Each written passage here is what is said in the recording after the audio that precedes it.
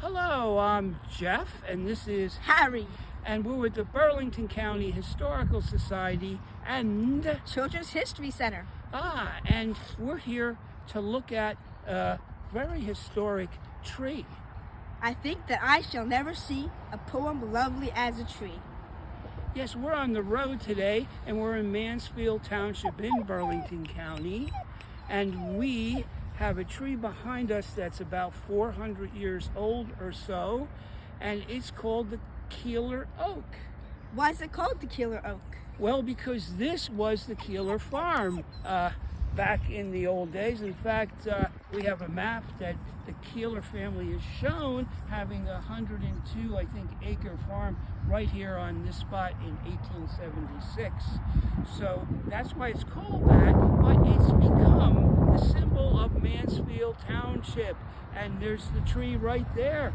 It is used a lot for the township's purposes as a symbol, and we're very close to Columbus, and sometimes it's called the Columbus Oak as well, but it is a tree that witnessed part of the Revolution.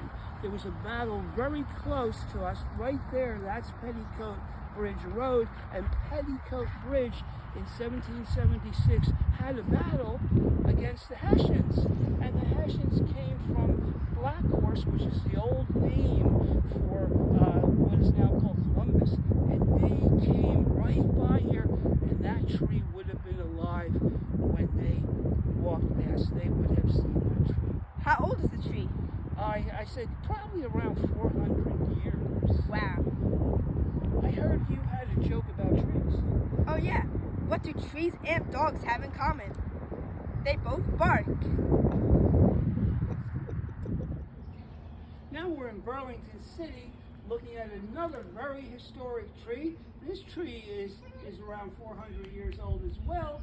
You can see it's not doing as well as that Keeler Oak over in Mansfield Township, but it's still alive. Look, it's spring and it's starting to bud, so there's still some life in it.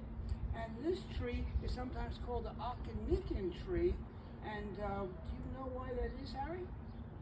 No. Why is it? Well, there was an Indian chief when the Quakers first came here in the late 1600s, and he was a Mantis chief of the Lenape's, and he was named Occonecan, and he was very friendly with these Quakers coming here.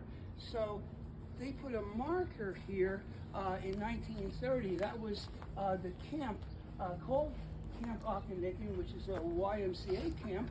And can you read what that says?